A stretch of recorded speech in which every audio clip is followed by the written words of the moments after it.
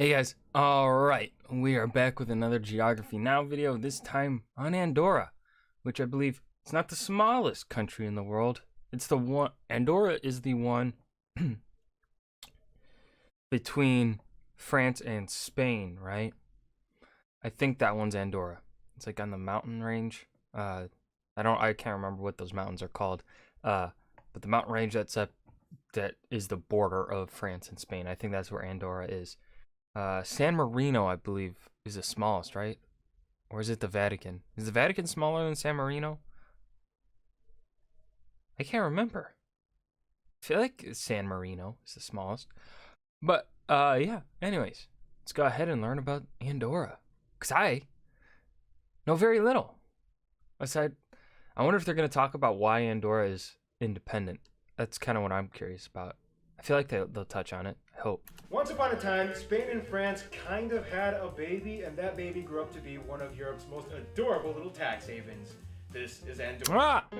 Tax haven. Okay, that explains why it's independent. It's a tax haven.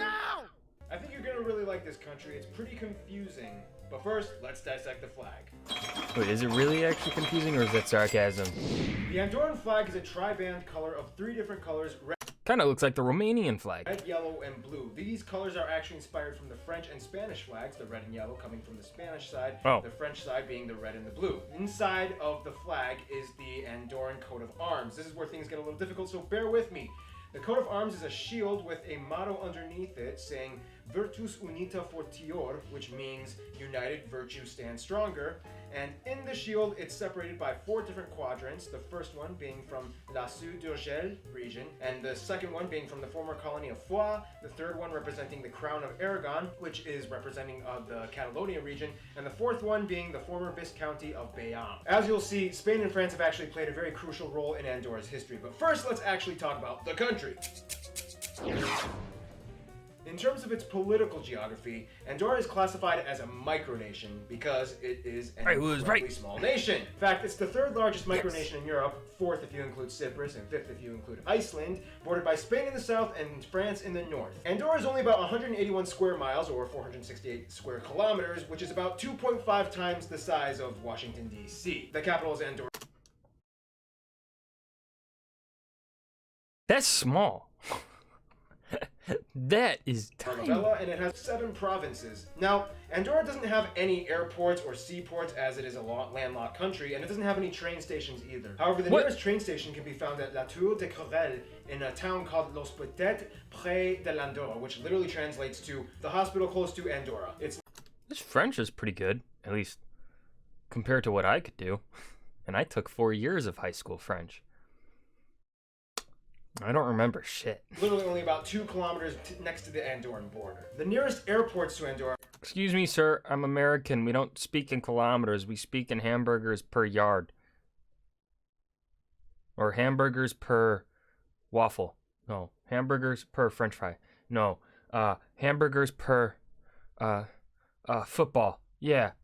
Will be found in Toulouse or Barcelona, which are respectively each about 3 hours of a drive away from Andorra's borders. Getting into Andorra is going to be a little difficult because there's only about 2 main roads to get in. On the north side, there's the N22 road from the French side, and on the south, there's the N145 highway. Of course, there are other ways you can get in, like the CG6 and CG4 highways on the other side of Spain. And technically, you can sneak into Andorra through a farm close to the N145 highway in Spain as well. Entering through France is going to be a little bit more difficult because not only are there more hairpin turns through the mountainside, but also all people enter... Yeah, what the fuck are those turns? What the fuck? Who thought that was a good idea? That looks awful. Entering through France, we'll have to pay a €7 fee to go through the Envalira tunnel. The tunnel is about 2 kilometers and enters into the main parts of the country. Now, why is it so hard to get into Andorra? Well, we're going to discuss that in physical geography. It's in a mountain. Now, Andorra is almost completely mountainous, as it is a country in the Pyrenees mountain range in the Iberian Pyrenees, Peninsula. okay, that's what Of they're course, called. Andorra does have a few lakes and rivers, the main one being the Rio Valira, which travels through most of the main towns and the capital city of Andorra la Vella. Now, only about 2% of Andorra's land is arable for farming and livestock production. However, with whatever land that they do have, they produce staples like grains and vegetables. However, the most common crops that they grow are hay and tobacco. The majority of their food is actually imported, mostly because their economy is heavily based off of tourism and banking. About 7% is classified as unclassified transactions. This whole 7%. They're huge on raising sheep though, and there are a lot of ski resorts as well, especially when you enter on the French side. Now, the people of this region are actually really interesting, so interesting that we're going to talk about it in demographics. Well, there'd just be a mix of the Spanish and Andorra French. Is very strange. Even though that's technically wrong because the Southern French are the Gascon people, and then you have the Catalonians, and then you have the Spanish.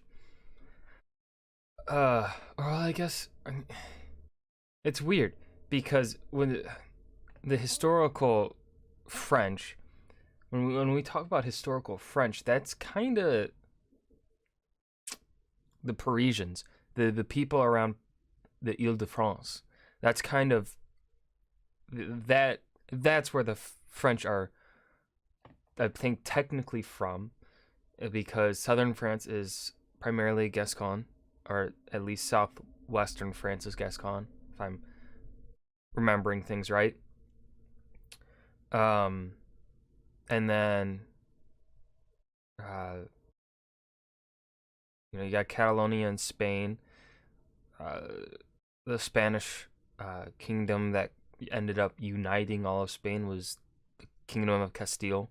So, they're Castilian. It's messy. It's kind of confusing. But I think for simplicity's sake, their demographics are French and Spanish. That is my prediction. Because the majority of people in Andorra are actually not even Andorran nationals. Only about a third of the people living in Andorra are actually Andorrans. Not even a majority. Being Spanish, French.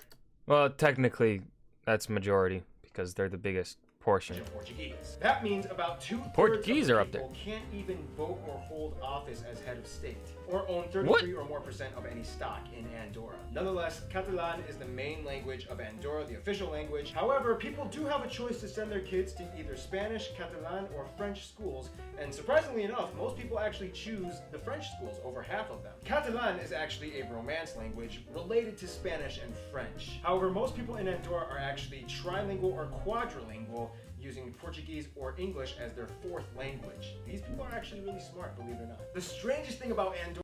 That is extremely impressive and could honestly probably land any single person that lives in Andorra and can speak all those languages any fucking job that they want. Andorra, though, would have to be their governmental system. See, Andorra is what you would call a co-principality. It's the only one in the world, which means they have 2 princes. However, these princes aren't really acquired by any kind of royal lineage, or they're not even necessarily related to each other. How is this possible? Well, the president of France and the bishop of La Seu d'Urgell in Spain are the princes. That means whoever is the current president of France and whoever is the bishop of La Seu d'Urgell are considered monarchs. However, Andorra does have its own head of government position that it holds, that the Andorran people vote for, a third of the Andorran people at least, who oversees most of the executive duties of the country, along with the General Council of Parliament. However, the head of government can also request certain sanctions from the 2 other monarchs.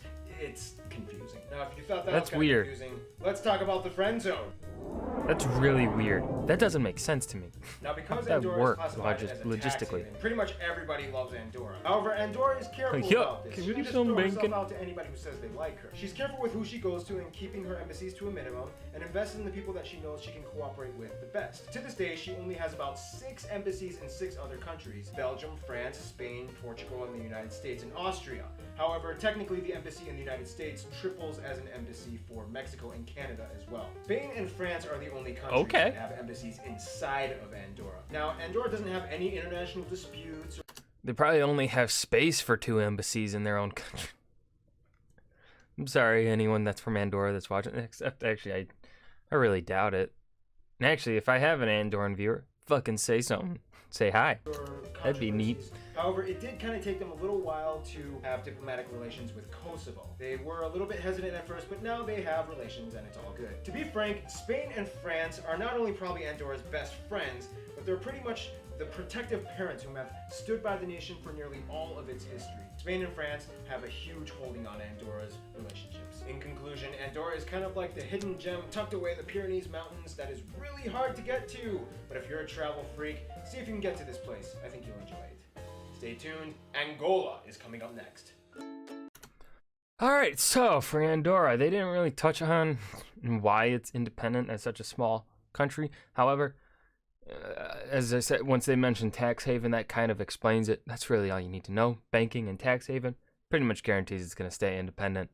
I think that's why Luxembourg regained its independence after, World War II, instead of just being lumped in with like Belgium or something weird.